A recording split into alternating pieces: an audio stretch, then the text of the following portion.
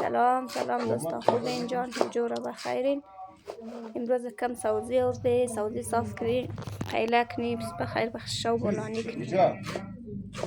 آمادگی بولانی بخش شو داری در او سوزی مشیم علی سوزی بوشیم ببرم جور کنم بخش شو نالی اگه ششتشته در او دست او کشن دست و جی بندازم. خوب پالکش خوب صاف بود و قدر گیل نداشته ستره بود. یک سه او مشیم از با توکش نم برم میلم که جوش بخواه در او کش کتریم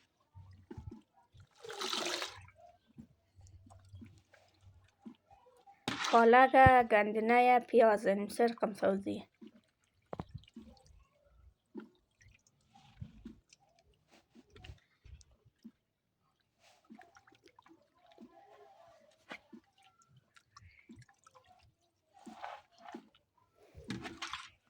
در او سوچین دیگه که باش تا صاف دفعه دوم شه دومه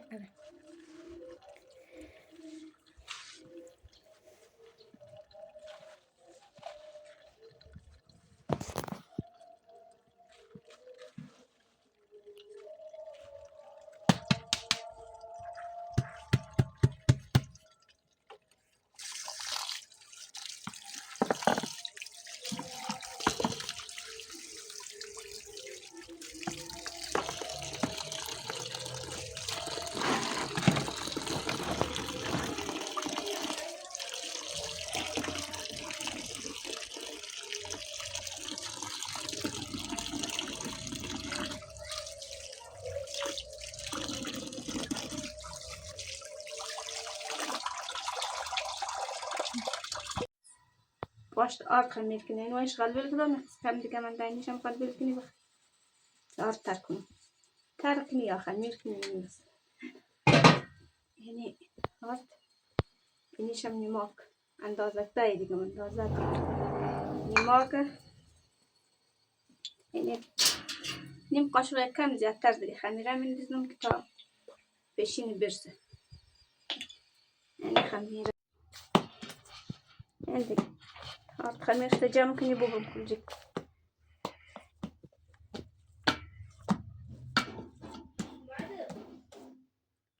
داشته فکری کنی زشتیده نشت زشتیده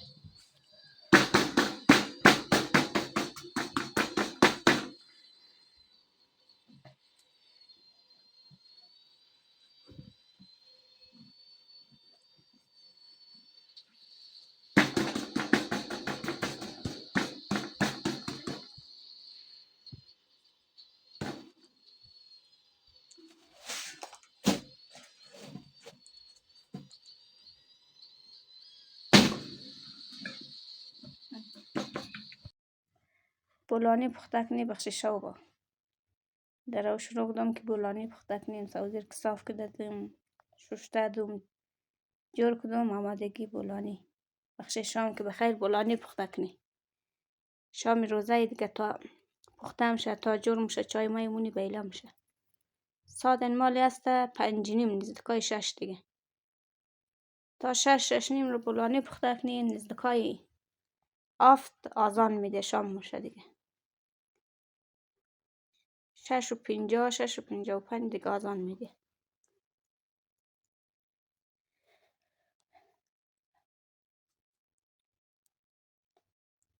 بولانی روغنی از مو کس زیادتر بولانی روغنی خوشترن خانوالا آجای دا امام باره مو به بخش افطاری دیگه ایم ده خانه ای بخش زوگا چه خس جور نمو مبره دیگه ده خانه والا پاسار وقت کازو داد کم پاستر بخش زوا جور انت در روزه کسته کم کار قدر میشه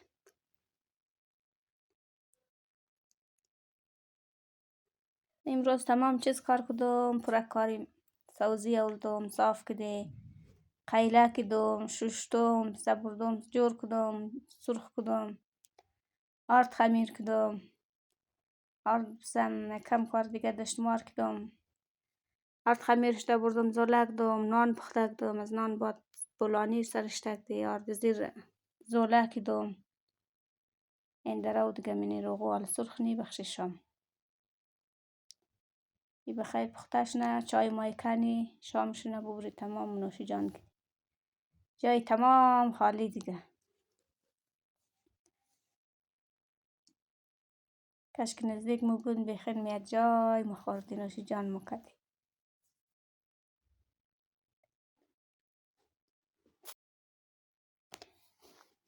درو دیگه نیم تو پختک داره ای تا شامشونه بخیره